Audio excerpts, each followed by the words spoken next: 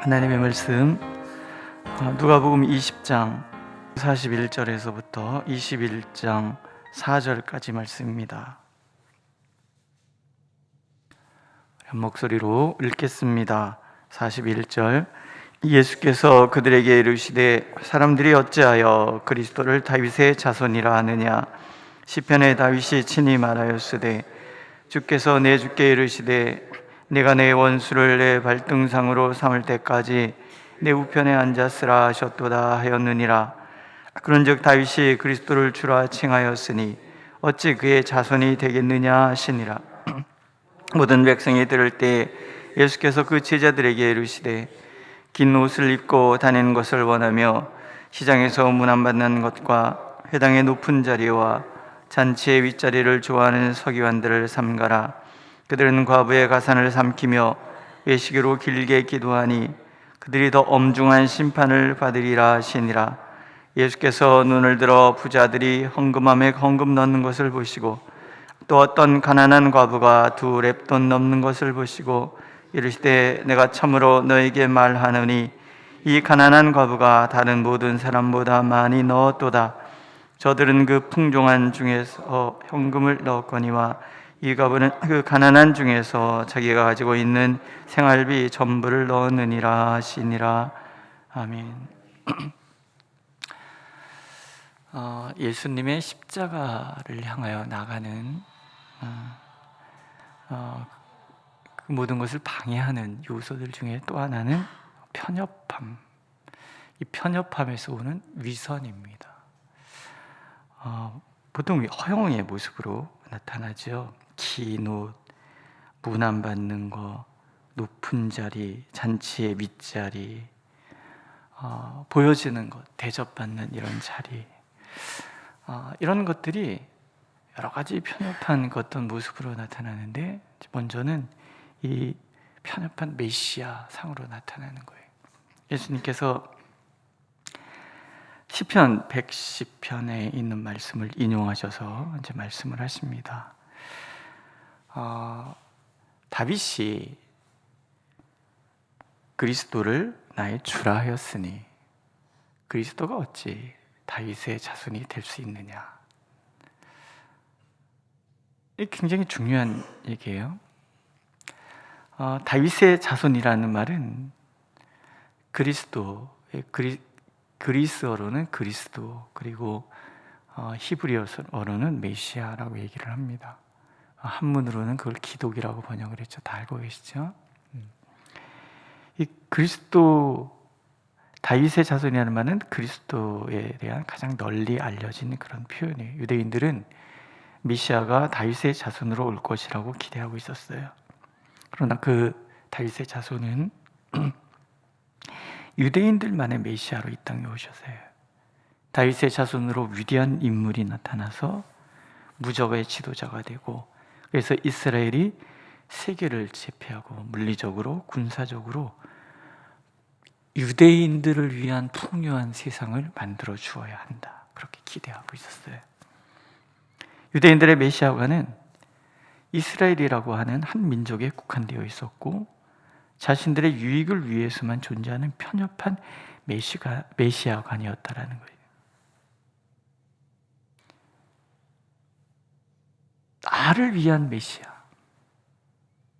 모든 것에 군림하고 대접받고 싶은 허영, 위선의 메시아죠. 그런데 예수님의 모습은 그들이 기대하는 모습과 전혀 달라요. 가난한 자들의 친구가 되고 세리, 죄인들의 친구가 되고 그들하고 먹고 마시고 그들과 이방인들하고도 서슴없이 만나고 이방인의 종을 구원해 주지를 않나. 죄인으로 죄를 지어서 병든 이들 막 손을 대고 고쳐주지를 않나. 그러니까 자신들이 기대했던 메시아가 너무 다른 거예요. 거기다가 지금 예루살렘 성전을 막 청소하시면서 유대인들의 지도자들을 막 공격하시잖아요. 그러니까 이 메시아 예수님을 미워하고 도전하고 넘어뜨리려고 애쓰는 거예요. 예수님께서 시편 110편 1절의 말씀을 통해서 공박하는 거예요. 내가 내 원수들로 내 발판이 되게 하기까지 너는 내 오른쪽에 앉아 있으라. 예수님이 말씀하시는 메시아는 예수님 안에 담겨져 있는 하나님의 그 신성은 이 좁은 유대를 뛰어넘어서 온 인류를 위한 것인 거예요. 원수의 발 아래 죄악의 권세에 짓밟혀 신음하는 모든 사람들을 구원하시기 위한 그러한 메시아, 모든 이들의 메시아. 다윗의 혈통으로 오시지만 이스라엘만의 구원자가 아니라 온 인류의 구원자로 오신다는 것. 이스라엘 입장에서는 이방인된 우리가 예수를 구주로 당당하게 받아들일 수 있는 근거, 그것이 여기에 있다는 것을 유대인들은 애써 거부하는 거죠. 예수님은 누구 한 사람의 하나님이 아닌 거예요.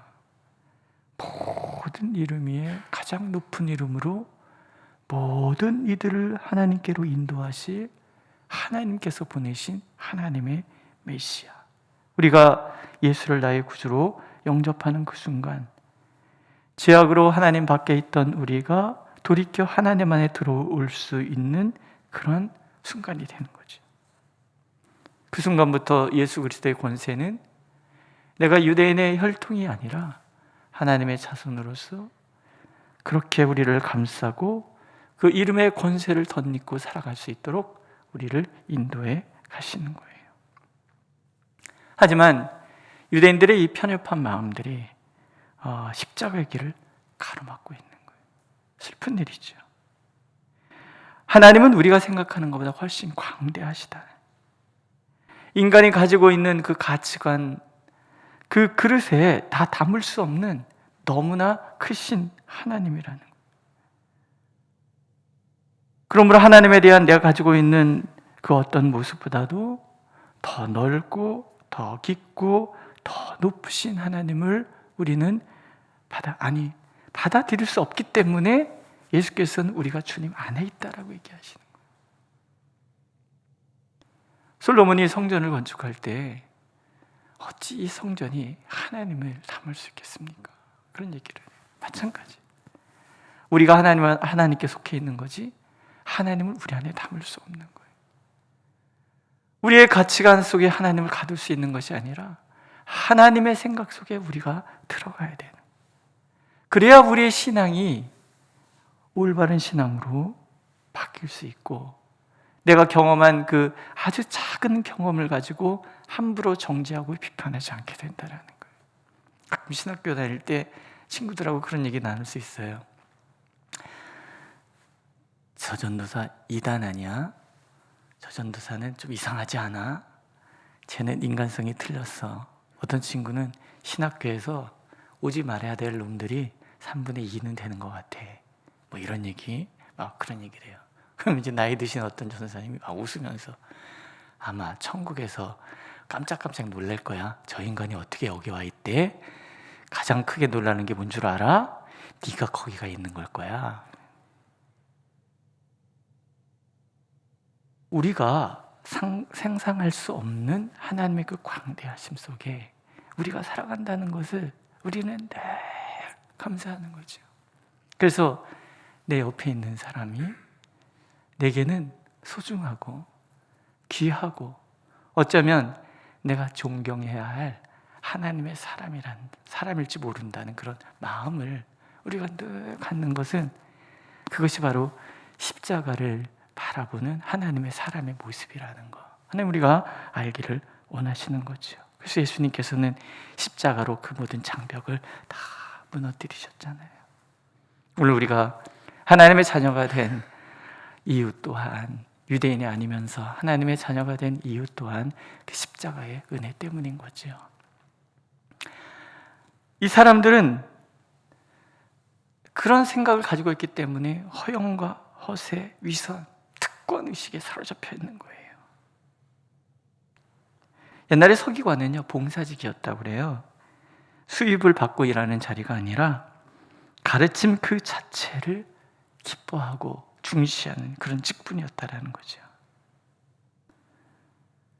온전히 자신의 일을 다 가지고 있어서, 그래서 바울 사도도 천막 만드는 기술을 가지고 있다 그래. 자기가 돈을 벌어서 일을 하면서 짬짬이 하나님의 말씀을 가르치는 것을 기쁨으로, 그렇게 쓰임받는 것을 감격으로 하는 그런 직분이었다라는 거죠. 그러나 이게 변질되는 거죠. 인간이 하는 모든 것은 다 변질되잖아요. 예수님 당시에는 서기관들은 그 자리를 대접받는 자리로 바꾸는 거예요. 오늘 말씀처럼 바꾸는 거예요.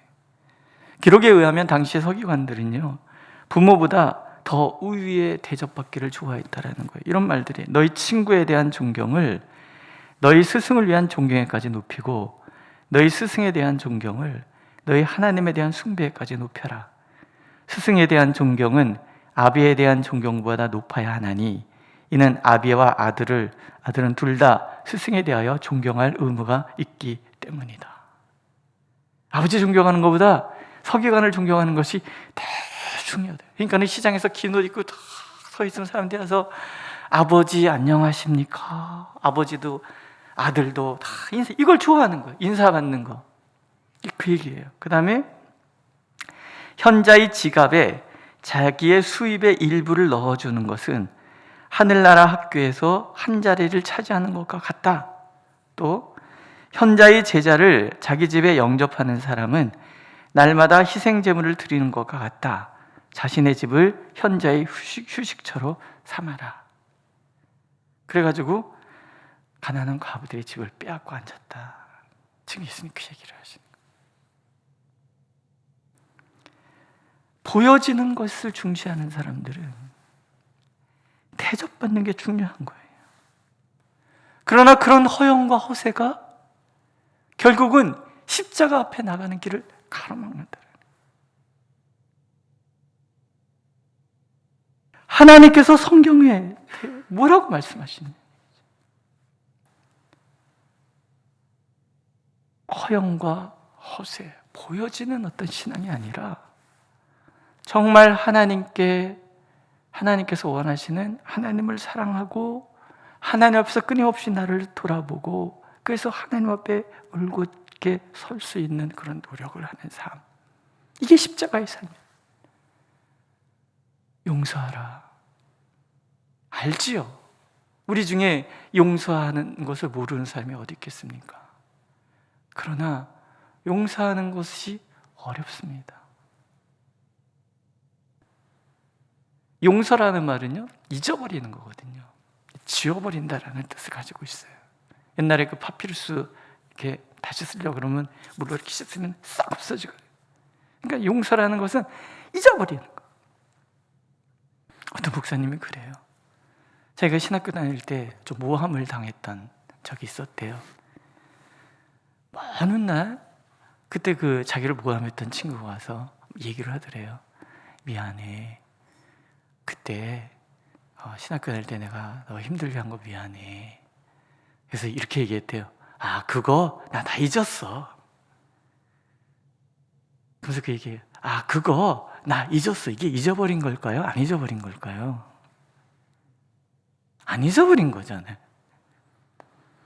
어떤 목사님, 제가 이제 초등부 교사할 때 우리 이제 전도사님, 저보다 하나 후배였어요. 후배였다가 이제 신학교 가고 전도사님이 됐는데 뭐 이렇게 하다가 뭐 이제 저하고 이렇게 막 공박도 많이 했어요. 근데 제가 신학교에 크게 되게 마음에 걸리는 거예요. 그래서 오래 좀 만나갖고 아, 그때 내가 그런 거 정말 미안하게 생각해요. 그렇게 얘기해서 그랬더니 그랬어요?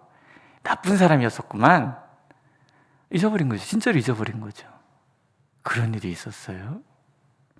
이게 용서라는 거예요. 그러나 어디 우리 마음이 그런가요? 저를 봐도 30년 전, 20년 전 아직도 대씹고 있는 걸 많이 보거든요. 아는 것하고 사는 건 다른 거라는 거. 그러니까 우리가 신앙의 연조가 오래다라는 얘기는 그렇게 살려고 노력한 삶이 그만큼이다라는 말과 같은 거예요. 그렇게 살아내기 때문에가 아니라 그렇게 살기 위해서 노력하는 삶, 말씀대로 살지 못하는 것에 대한 부끄러움을 늘 간직하고 살아가는 겸손한 마음, 이게 신앙의 연초가 오래됐다. 석유관과 다른 거죠. 이거는 허영과 허세를 거부하잖아요.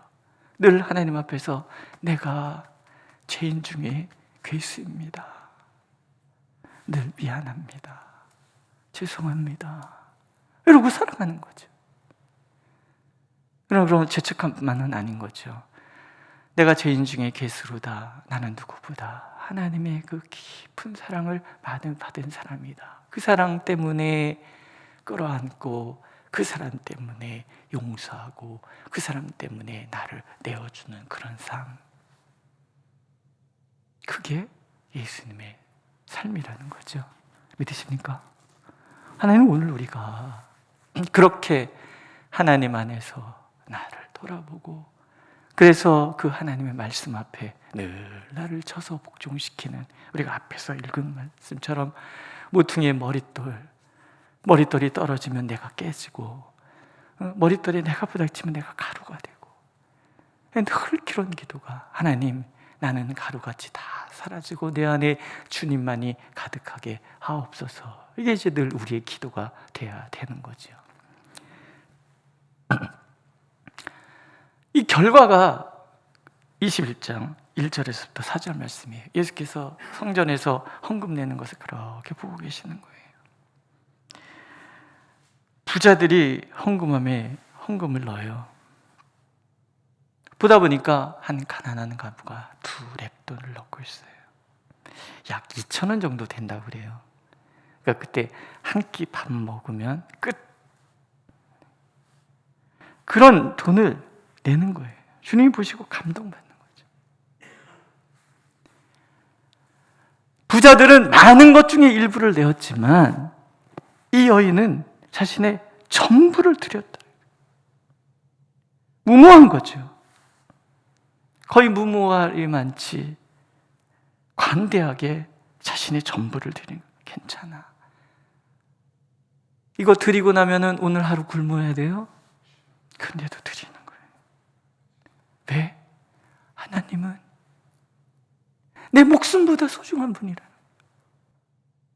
하나님은 내 모든 것을 다 드려도 아깝지 않은 그런 분이라는 사랑의 표현인 거죠.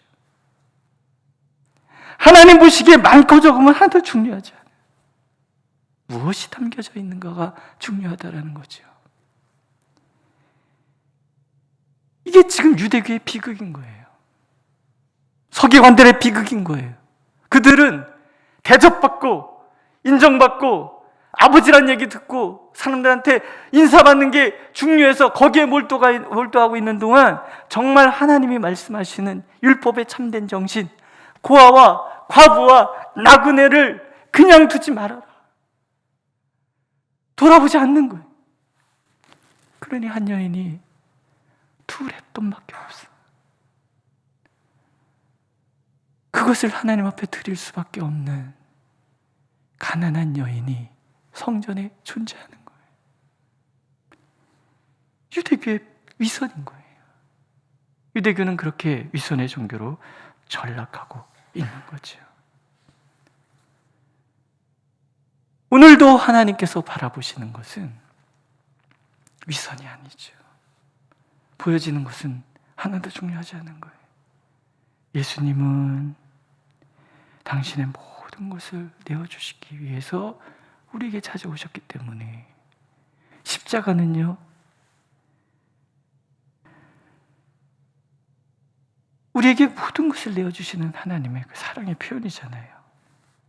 생명을 바치는 여인에게 생명을 내어주시는 그 사랑. 그래서 십자가는 전부를 드리는 여인의 마음과 전부를 주시는 하나님의 마음이 만나는 자리, 더하기의 자리인 거예요. 그러니까 오늘 우리의 진정한 십자가의 신앙이라는 것은 나의 가진 모든 것이 하나님께 있음을 알아 모든 것을 하나님 앞에 드리고도 부족함을 느끼는 사랑이고, 하나님은 당신의 모든 것을 나에게 내어주어 하나님의 모든 풍성함이 풍성한 삶을 살게 하시기 위하여 내어주시는 거예요. 오늘도 나의 그 전부를 드리는 그 마음이 십자가에 닿을 때 하나님께서는 당신의 전부를 내어주신 그 마음을 우리에게 주실 것입니다. 그 마음으로 나의 거짓된 위선을 뛰어넘어서, 편협함을 뛰어넘어서 하나님 앞에 모든 것으로 나아가는 저와 여러분들이 되시기를 하나님은 간절히 원하고 계십니다. 기도하겠습니다. 하나님, 종교가 오래될수록 점점 위선에 빠지는 것은 하나님께서 우리를 향하신 사랑의 의미를 알지 못하기 때문인 듯합니다. 하오니 주여, 우리가 온전히 주님의 십자가 앞에 서서 모든 것을 내어주시는 하나님의 그 사랑을 우리 가슴에 담아 우리 또한 모든 것을 주님을 위하여 내어드리는 삶이 되도록 인도하여 주옵소서. 우리 이를 위하여 모든 것을 내어주시는 그 사랑을 가슴에 담았기에 기꺼이 우리의 모든 것을 내어주는 사랑으로 살아갈 수 있도록 우리를 인도하여 주시옵소서. 예수님의 이름으로 기도드렸습니다. 아멘. 하늘에 계신 우리 아버지, 아버지의 이름을 거룩하게 하시며 아버지의 나라가 오게 하시며 아버지의 뜻이 하늘에서와 같이 땅에서도 이루어지게 하소서. 오늘 우리에게 일용할 양식을 주시고 우리가 우리에게 잘못한 사람을 용서하여 준 것 같이 우리 죄를 용서하여 주시고 우리를 시험에 빠지지 않게 하시고 악에서 구하소서. 나라와 권능과 영광이 영원히 아버지의 것입니다. 아멘.